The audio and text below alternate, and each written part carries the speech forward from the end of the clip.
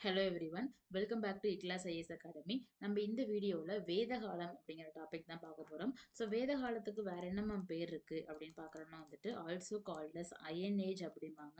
அப்படி இல்லைன்னு பார்த்தீங்கன்னா அட்வென்ட் ஆஃப் ஆரியன்ஸ், ஆரியர்களின் வருகை அப்படின்னு சொல்லிட்டு பெயர் உண்டு. சரிங்களா?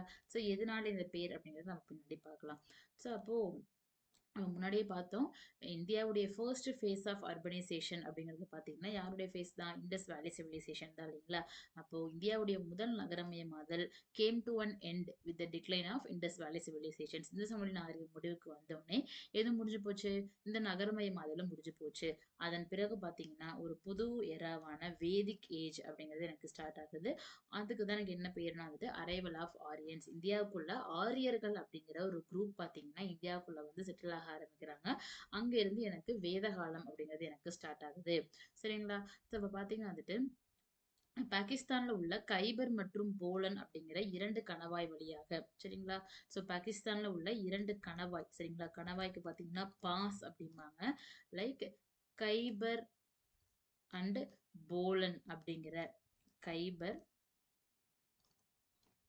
மற்றும் போலன் அப்படிங்கிற 2 கணவாய் வழியாக, சரி, இந்த கணவாய் வழியாக எனக்கு பார்த்தீங்கன்னா இந்தியாவுடைய சென்ட்ரல் மெடிட்டேரியன் சி, மத்திய தரைக்கடல், ஈஸ்டர்ன் ஐரோப்பா போன்ற பகுதிகளில் இருந்து இந்தியாவுக்குள்ள வந்த ஒரு குரூப் தான் பார்த்தீங்கன்னா எனக்கு யாருன்னு பார்த்தீங்கன்னா ஆரியர்கள் அப்படிங்கிறவங்க.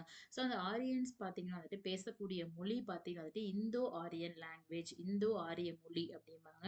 இவங்க பார்த்தீங்கன்னா ஒரு செமி நொமேடிக் பாஸ்டோரலிஸ்ட், அதாவது பார்த்தீங்கன்னா இடம் விட்டு இடம் பெயரக்கூடிய கால்நடைகளை மேய்க்கும் ஒரு கூட்டம் தான் எனக்கு யாருன்னு பார்த்தீங்கன்னா ஆரியர்கள். ஸோ அப்போ ஒரு ஃபேஸ்ல பார்த்தீங்கன்னா ஆரியர்கள் கூட்டம் கூட்டமா எனக்கு செல்ல ஆரம்பிக்கிறாங்க. அப்படி ஒரு குரூப் பார்த்தீங்கன்னா எங்கேயும் வந்துடுது, இந்தியாவுக்குள்ளேயும் அந்த பாகிஸ்தான்ல உள்ள கைபர் மற்றும் போலன் கணவாய் வழியாக இந்தியாவுக்குள்ள வந்துடுறாங்க. சரிங்களா? ஓகே. இவங்க எங்க இருந்து மேம் வராங்க அப்படின்னு பாத்தீங்கன்னா the came from central Asia இல்லைங்களா? மத்திய ஆசியாவில இருந்து பாத்தீங்கன்னா வேவ்ஸ் ஆஃப் மைக்ரேஷன் இல்லைங்களா? என்ன பண்ண ஆரம்பிக்கிறாங்க? ஒரு ஒரு பயங்கரமா எனக்கு ஒரு கூட்டமா எனக்கு பாத்தீங்கன்னா கைபர் கைபர் கணவாய் வழியாக. ஸோ அந்த கணவாய் எங்க மேம் இருக்குன்னு பாத்தீங்கன்னா இந்து குஷ் அப்படிங்கிற ஒரு மலைப்பகுதி இருக்கிறது இல்லைங்களா? இந்து குஷ் அப்படிங்கிற ஒரு மவுண்டைன், இந்த மவுண்டைன்ல உள்ள ஒரு கணவாய் தான் பாத்தீங்கன்னா கைபர் கணவாய் மற்றும் போலன் கணவாய். இந்த கணவாய் வழியாகத்தான் எனக்கு சென்ட்ரல் ஏஷியா, சென்ட்ரல் ஏஷியா அப்படிங்கிறது பார்த்தீங்கன்னா இந்த மத்திய தரைக்கடல் அந்த பகுதியெல்லாம் சேர்ந்தது. அங்கிருந்து எனக்கு இந்தியாவுக்குள்ள வராங்க. சரிங்களா? ஸோ ஃபர்ஸ்ட் வந்தவங்க பார்த்தீங்கன்னா எங்க எங்க செட்டில் ஆகுறாங்கன்னா சப்த சிந்து. சப்த அப்படின்னு பார்த்தீங்கன்னா 7 என்று பெயர். சரிங்களா? ஸோ அப்ப சப்த சிந்து என்று அழைக்கப்படக்கூடிய 7 நதிகள் இருக்கக்கூடிய ஒரு பகுதி. அந்த 7 நதி என்னன்னா, ஒரு நதி சரஸ்வதி, இன்னொன்னு பாத்தீங்கன்னா சிந்து, அதாவது இண்டஸ்ன்னு பார்த்தோம் இல்லையா? 2 ஆச்சுங்களா? அப்ப சிந்துவுடைய கிளை நதி ஒரு 5 நதி பார்த்தோம். இல்ல சீலம், ஜீனா, பிராவி, பியாஸ், சட்லஜ் அப்படின்னு சொல்லிட்டு 5 நதி பார்த்தோம் இல்லைங்களா? அப்ப இந்த 7 நதிகள் ஓடக்கூடிய அந்த ரீஜனுக்கு என்ன பேருன்னா சப்த சிந்து என்ற பெயர். அங்கதான் செட்டில் ஆகுறாங்க ஆரியன்ஸ். அந்த இடத்துக்கு என்ன பேருன்னா ஆரியவர்தம் என்று பெயர். இல்லைங்களா? அப்போ 1000 பிசில பாத்தீங்கன்னா அங்கிருந்த ஆரியர்கள் கொஞ்சம் கொஞ்சமா மூவ் ஆன் ஆகி இந்தியாவுடைய கிழக்கு பகுதியை நோக்கி போக ஆரம்பிக்கிறாங்க. போய் கிழக்கு பகுதியை நோக்கி எங்க செட்டில் ஆகுறாங்கன்னா கங்கை சமவெளி இருக்கு இல்லைங்களா? அங்க போய் செட்டில் ஆகுறாங்க இல்லைங்களா? ஸோ அப்போ இவங்க தான் எனக்கு ஆரியன்ஸ். இவங்கள பத்தி நான் எப்படி மேம் தெரிஞ்சுக்கிறேன் அப்படின்னா, சோர்சஸ் அப்படின்னா 4 வேதங்கள் அப்படிங்கிறது எனக்கு முக்கியமான சோர்சஸாக இருக்கிறது. என்னென்ன 4 வேதம்? ரிக், யஜுர், சாம, அதர்வண அப்படிங்கிற இந்த 4 வேதங்கள். இது இல்லாம எனக்கு பார்த்தீங்கன்னா எனக்கு ஆரண்யங்கள், பிராமணங்கள், உபநிடதங்கள் இது எல்லாமும் எனக்கு சோர்சஸாக இருக்கிறது. இந்த பக்கம் பார்த்தீங்கன்னா இதிகாசங்கள், புராணங்கள், ராமாயணம், மகாபாரதம், சிவபுராணம், விஷ்ணு புராணம், தர்மசூத்ரா, மனுஸ்மிருதி, நாரத ஸ்மிருதி அப்படின்னு சொல்லிட்டு எனக்கு எனக்கு இது எல்லாமே பார்த்தீங்கன்னா எனக்கு ஆதாரமாக இருக்கிறது. ஸோ அப்போ இது என்னமா மேல ஸ்ருதி அண்ட் ஸ்மிருதின்னு இருக்கு அப்படின்னா, ஸோ ஸ்ருதி அப்படிங்கிறது பார்த்தீங்கன்னா அன்ரிட்டன், அதாவது எழுதப்படாதவை அப்படிம்பாங்க. ஸ்மிருதி அப்படின்னா ரிட்டன், அதாவது எழுதப்பட்டவை. ஸ்மிருதி அண்டு ஸ்ருதி அப்படின்னு சொல்லிட்டு எனக்கு ரெண்டா பிரிக்கிறாங்க ஆதாரங்களை. அதுல ஸ்ருதிஸ் அப்படிங்கிறது பாத்தீங்கன்னா வந்துட்டு விச் வாஸ் அன்ரிட்டன், எழுதப்படாதவை. அதுல வரக்கூடியது தான் எனக்கு இந்த 4 வேதங்கள், ஆரண்யங்கள், பிராமணங்கள், உபநிடதங்கள் எல்லாமே. ஸ்மிருதியில பாத்தீங்கன்னா வந்துட்டு எல்லாமே எழுதப்பட்டவை.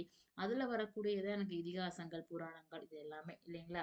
சோ இப்ப இதனாலதான் இந்த 4 வேதங்கள், இந்த வேதிக் டெக்ஸ்ட் தான் எனக்கு பாத்தீங்கன்னா வந்துட்டு முக்கியமான சோர்ஸா இருக்கு அப்படிங்கிறதுனாலதான் இது ஆரியர்களின் வருகைக்கு என்னவும் பேருண்டு, வேத காலம் அப்படின்னும் எனக்கு பேருண்டு. சோ இது போக எனக்கு நிறைய ஆர்கியாலஜிக்கல் சோர்சஸ், அகழாய்வு மூலம் கிடைத்த பொருட்களும் எனக்கு கிடைத்திருக்கிறது. எங்கெங்கன்னு பாத்தீங்கன்னா பஞ்சாப், உத்தரப்பிரதேசம், ராஜஸ்தான், இண்டஸ், கங்கை சமவெளி எல்லாம் பாத்தீங்கன்னா வந்துட்டு ஹரப்பன் மக்களுக்கு எப்படி கிடைச்சிச்சோ அதே மாதிரி இவங்க ஆரியர்கள் பயன்படுத்திய இரும்பு உலோகங்கள், இரும்பு பொருட்கள், இரும்பு மெட்டீரியல்ஸ், எக்யூப்மெண்ட்ஸ் எல்லாம் கிடைச்சிருக்கு. அது போக அவங்களுடைய மண்பாண்டங்களும் எனக்கு கிடைச்சிருக்கிறது இல்லைங்களா. ஸோ பஞ்சாப், உத்தரப்பிரதேசம், ராஜஸ்தான், சிந்து, கங்கை சமவெளி போன்ற பகுதிகள்ல.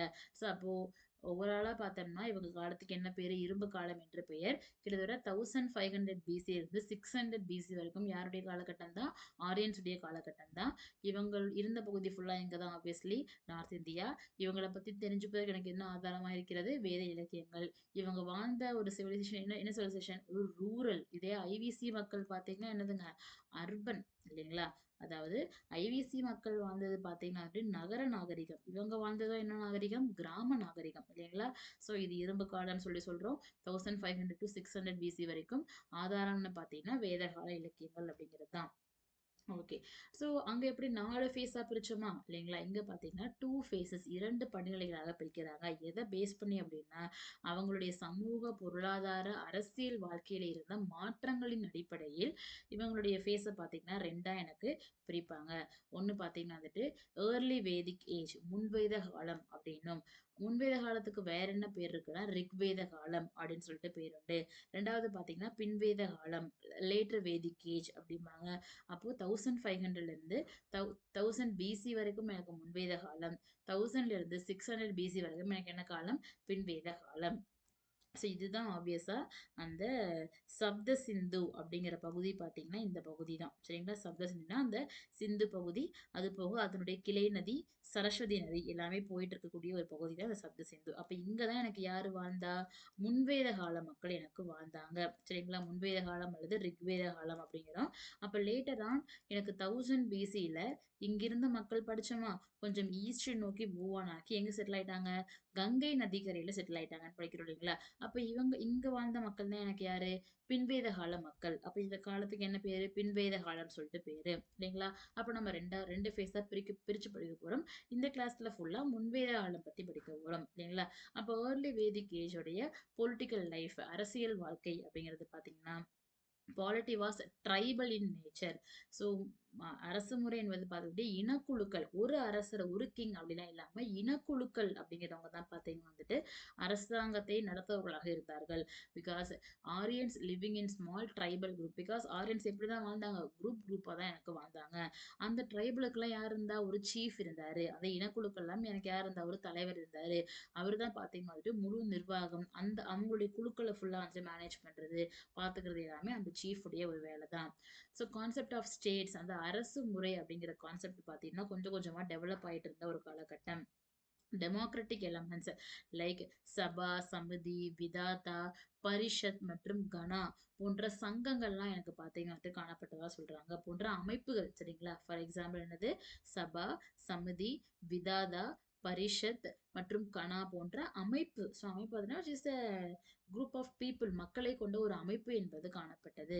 So both men and women used to participate in the meeting. So இந்த சபை என்ன பண்ணுவாங்கன்னா மீட்டிங்லாம் கண்டக்ட் பண்ணுவாங்க சரிங்களா. பிகாஸ் அந்த அரசருக்கு பதிலாக எனக்கு யார் இருக்கா, இனக்குழுன்னு இருக்காங்க. அந்த இனக்குழுக்களுக்கு ஒரு ஹெட் இருக்காரு இல்லைங்களா. அப்ப அவங்க என்ன பண்ணிக்கிறாங்க, அவங்களுக்குள்ளேயே இந்த மாதிரி சபா, சம்பதி, விதாதா போன்ற அமைப்புகள்லாம் ஏற்படுத்திக்கிறாங்க. அதுக்கான மீட்டிங்கும் கண்டக்ட் பண்றாங்க. அந்த மீட்டிங்ல யார் கலந்துக்கலாம், முன்வேத காலங்கள்ல பெண்களும் கலந்துக்கலாம் இல்லைங்களா. ஆண் பெண் இருபாலரும் கலந்து கொள்ளலாம்னு சொல்லி சொல்றாங்க. People enjoyed high degree of freedom in their public and private life.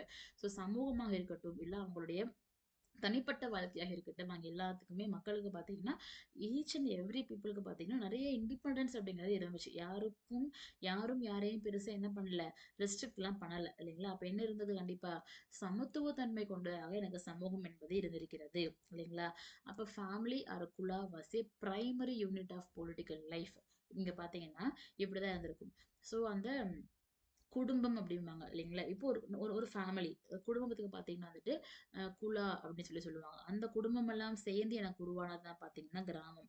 அந்த கிராமம் எல்லாம் சேர்ந்து எனக்கு உருவானது தான் பார்த்தீங்கன்னா அந்த இதெல்லாம் பார்த்தீங்கன்னா ஒரு அமைப்பு இல்லைங்களா? அந்த எல்லாம் சேர்ந்து உருவான அமைப்புக்கு தான் என்ன பெயர்னா, ஜனா என்று பெயர். இந்த குலாக்கு யாரு மேம் ஹெட்டுன்னு பார்த்தீங்கன்னா, குலபதி அவர் தான் பார்த்தீங்கன்னா ஹெட்டு. இந்த கிராமத்துக்கு யாரு ஹெட்டுன்னா கிராமமணி. இந்த யாரு ஹெட்டுன்னா விஸ்வபதி. இந்த ஜனாக்கு யாரு ஹெட்டுன்னா பார்த்தீங்கன்னா கோபா அப்படிதான் பார்த்தீங்கன்னா எனக்கு ஹெட்டு. ஸோ அதுதான் பார்த்தீங்கன்னா அந்த அந்த ஒரு அப்போ முதல் அழகு வந்து என்னதான் குடும்பம் தான். குடும்பம் அல்லது குலா. அங்கிருந்து தான் என்ன உருவாச்சு கிராமம். அதான் எனக்கு விசுன்னு சொல்லி எனக்கு உருவானாங்க. ஸோ அப்போ ரொம்ப ஒரு பேசிக்கான ஒரு அமைப்புன்னு பார்த்தீங்கன்னா குலா. ஹையஸ்டான அத்தாரிட்டி எது? ஜனா இல்லைங்களா? அப்ப jana is the highest political unit. ஒரு உயர்ந்த அரசியல் அழகு பார்த்தீங்கன்னா அது ஜனா. இது பார்த்தீங்கன்னா அரசருக்கு ஒரு ஒரு இணையான ஒரு ஒரு பதவி. இந்த ஜனாவோட ஹெட் தான் எனக்கு யாருங்க? கோப்பா. இவரு தான் பார்த்தீங்கன்னா அரசர் மாதிரி, கிங் மாதிரி இல்லைங்களா? Okay. Political system was monarchical in nature. The king was the head of the entire political system. இல்லைங்களா? ஸோ அப்ப பார்த்தீங்கன்னா வந்துட்டு இந்த ஜனா இருக்காரு இல்லையா? இந்த ஜனாவோட ஹெட் கோபா இருக்காரு இல்லையா? அவர் தான் என்னங்கிறாங்க ஹிட்ன்னு சொல்லி சொல்றாங்க. என்னங்கிறாங்க கிங்ன்னு சொல்லி சொல்றாங்க இல்லைங்களா? ஸோ இவர் தான் பார்த்தீங்கன்னா எனக்கு ஹெட்டா எனக்கு இருந்தாரு. ஸோ அந்த கிங்க பார்த்தீங்கன்னா வந்துட்டு எலெக்டட் பை சமிதி. ஓகேங்களா? ஸோ அந்த அந்த அந்த ஒரு ஜனாவுடைய அரசரான கோப்பா, அவரு தான் பார்த்தீங்கன்னா அரசர் மாதிரி. அவர் யாரு தேர்ந்தெடுப்பான்னா, அந்த சபா, சமிதி அப்படிங்கிற அமைப்புகள் பார்த்தோம் இல்லைங்களா? அவங்க தான் வந்து தேர்ந்தெடுத்தாங்க. பட் பிற்காலத்துல போக அது என்ன ஆயிருச்சுன்னா, அந்த அரசர் பதவி என்பது ஹெரிடிட்டரி பரம்பரையான பதவியாக்கப்பட்டதா சொல்றாங்க. இல்லைங்களா? அவருடைய முக்கியமான ஒரு பொறுப்பே மெயின் ரெஸ்பான்சிபிலிட்டியே பார்த்தீங்கன்னா வந்துட்டு, to let the tribes during the offensive and defensive battle. ஏதாவது போர்லாம் வருது இல்லைங்களா? அப்படிலாம் பார்த்தீங்கன்னா பெரும்பாலும் போர் என்பது கால்நடைகளுக்கான போராக இருக்கும் இல்லைங்களா? அந்த மாதிரியான போர் வரும் பொழுது அந்த மக்களை ஃபுல்லா அவங்களுடைய இனக்குழுக்களை ஃபுல்லா பாதுகாக்கிறது, வழி நடத்துறது எல்லாமே யாருடைய வேலைங்க? இந்த ஜனாவுடைய ஹெட்டான இந்த கோப்பாவுடைய வேலை. He was also the chief of the cattle. So எல்லா கால்நடைகளுக்கும் எனக்கு யார் தாங்க ஹெட்டு? இந்த கோபா தான் எனக்கு head. He was assisted with purohita, senapati and கிராமமணி. So இந்த அரசருக்கு பார்த்தீங்கன்னா ஹெல்ப் பண்றதுக்காக எனக்கு யார் இருப்பான்னா புரோஹிதர் இருப்பாரு, சேனாதிபதி இருப்பாரு, கிராமமணி எனக்கு இருப்பாரு. So no regular standing army adult male members of village used to participate in wars and leadership of Brahmani. So நிலையான ராணுவம் அப்படிங்கிறது பார்த்தீங்கன்னா கிடையாது. ஆனால் கிராமமணியோடைய தலைமையில பார்த்தீங்கன்னா கிராம இளைஞர்கள்லாம் என்ன பண்ணுவாங்களாமா? சண்டைகளை வந்து பங்கெடுத்துட்டு இருந்தாங்களாமா. ஸோ டாக்ஸேஷன் அந்த வரி முறை அப்படிங்கிறதும் இருந்திருக்கும். அது பார்த்தீங்கன்னா அந்த வரிக்கு என்ன பேருன்னா பலி அப்படிங்கிற வரி. ஸோ இது பார்த்தீங்கன்னா வந்துட்டு ஒரு வாலண்டேரியா மக்கள் விருப்பப்பட்டு கட்டக்கூடிய ஒரு வரி தான் பார்த்தீங்கன்னா வந்துட்டு பலி அப்படிங்கிற ஒரு வரி. இது எனக்கு முன்வேத காலத்துல எனக்கு இருந்திருக்கு. ஸோ அப்போ எப்படி அரசருடைய வேலை பார்த்தீங்கன்னா சண்டை வராம பார்த்துக்கிறது, லைக் பார்த்தீங்கன்னா வந்துட்டு அங்க உள்ள மக்களை ஃபுல்லா பாதுகாக்கிறது, வழிநடத்துறது வேலையோ, அதே மாதிரி ஒரு நீதி வழங்குவதும் யாருடைய ஒரு வேலை தான்? அரசருடைய வேலை தான். அரசே நீதியின் உயர்ந்தபட்ச தலைவர் அப்படிங்கிறாங்க. War and battle was quite frequent for cattle lifting இல்லைங்களா? அந்த கால்நடைகளை கவர்வதற்காக எனக்கு என்ன நடந்திருக்கும்? சண்டைகள் அப்படிங்கிறதையும் எனக்கு நடந்திருக்கும். ஸோ நான் இதுக்கு தான் என்ன பேருன்னா ஆணிரை கவர்தல் அப்படின்னு படிச்சிருப்போம் இல்லைங்களா? ஆணிரை கவர்தல். அதுக்கு தமிழ்ல என்ன பேருன்னா கவிஸ்தி அப்படின்னு சொல்லிட்டு எனக்கு பேரு. So the Vedas speak about the battle of 10 kings இல்லைங்களா? ஸோ வேதங்கள் பார்த்தீங்கன்னா வந்துட்டு 10 அரசர்களுடைய போர்களை பற்றி எனக்கு வந்துட்டு மென்ஷன் பண்ணியிருக்கிறதா சொல்றாங்க இல்லைங்க 10 கிங்ஸ். ஸோ அப்போ இந்த ஏர்லி வேதிக் ஏஜ் ஃபுல்லாவே பார்த்தீங்கன்னா எனக்கு ஃபுல்லாவே என்னதாங்க இந்த பகுதிகளில் லைக் சப்த சிந்து என்று அழைக்கப்பட்ட சப்த சிந்து என்று அழைக்கப்பட்ட இந்த பகுதிகளில் வாழ்ந்த மக்கள் இல்லைங்களா?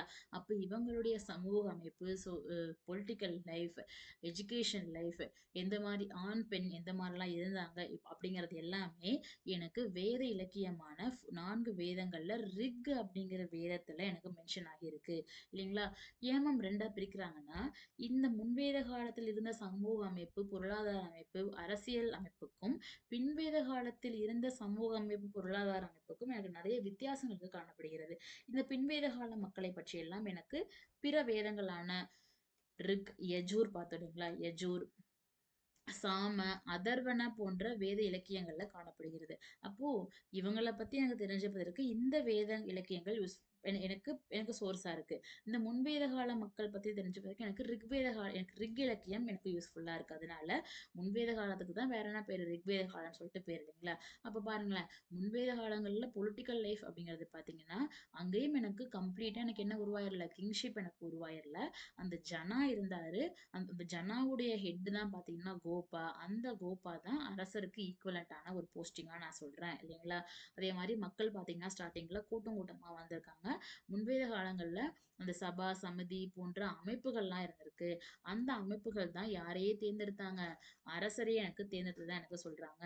ஸோ அப்போ அந்த மீட்டிங்ல பாத்தீங்கன்னா யாரும் கலந்துக்கலாம், பெண்களும் எனக்கு கலந்துக்கலாம். ஒரு பயங்கரமான ஃப்ரீடம் அப்படிங்கிறது எனக்கு இருந்திருக்கும். ஒரு சமத்துவத்தன்மை கொண்டதாக எனக்கு இருந்திருக்கு. அந்த ஒரு பாகுபாடு, அந்த ஒரு ஏற்றத்தாழ்வுகள், அந்த ஒரு ஜாதி பாகுபாடு அதெல்லாம் எதுவுமே எனக்கு கிரியேட் ஆகவே இருந்தது கிடையாது.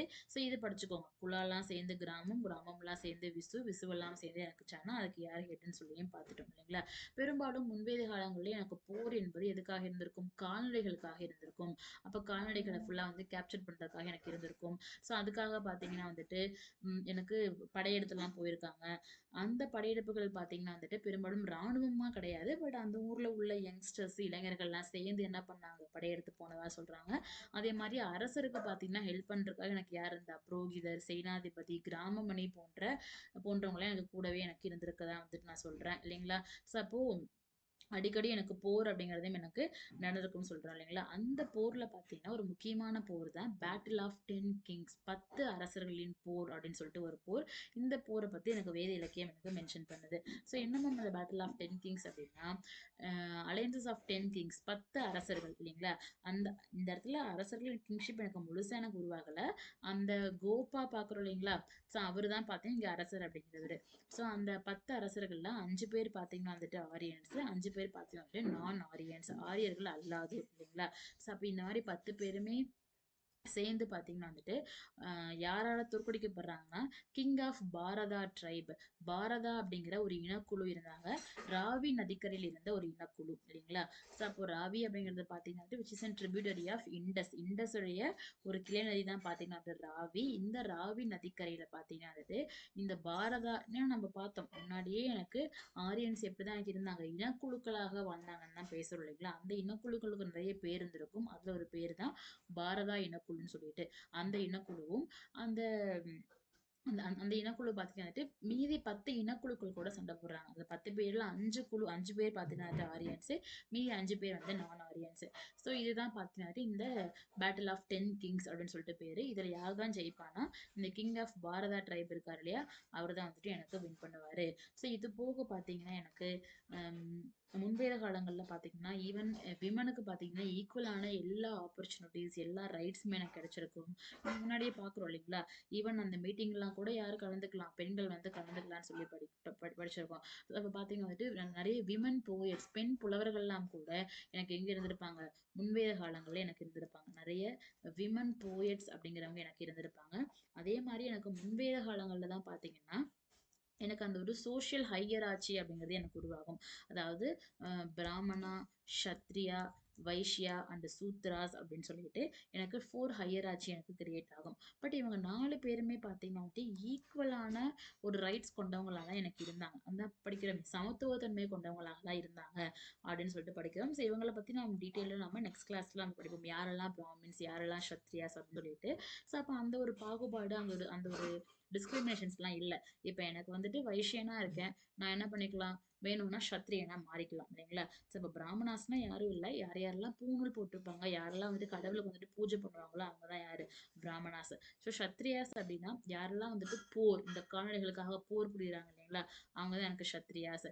ஸோ வைஷ்யாஸ் அப்படின்னா பெரும்பாலும் ட்ரேடிங் ஆக்டிவிட்டீஸ்ல இன்வால்வ் ஆனவங்க தான் பார்த்தீங்கன்னா எனக்கு வைஷ்யாஸ். சூத்ராஸ் பார்த்தீங்கன்னா வந்துட்டு அந்த சின்ன சின்ன வேலைகள்லாம் பண்ணிட்டு இருப்பாங்க. அது போக இந்த பிராமணாஸ், சத்ரியாஸ், வைஷ்யாஸ்க்கு ஹெல்ப் பண்ணக்கூடியவங்களாகவும் எனக்கு யார் இருப்பா? இந்த சூத்ராஸ் எனக்கு இருப்பாங்க இல்லைங்களா? ஸோ இந்த மாதிரியான ஹையரார்ச்சி எனக்கு உருவாயிருக்கும். பட் இது அது பார்த்தீங்கன்னா அவ்வளவு ஸ்ட்ரிக்டா ஒன்றும் ஃபாலோ ஆகல.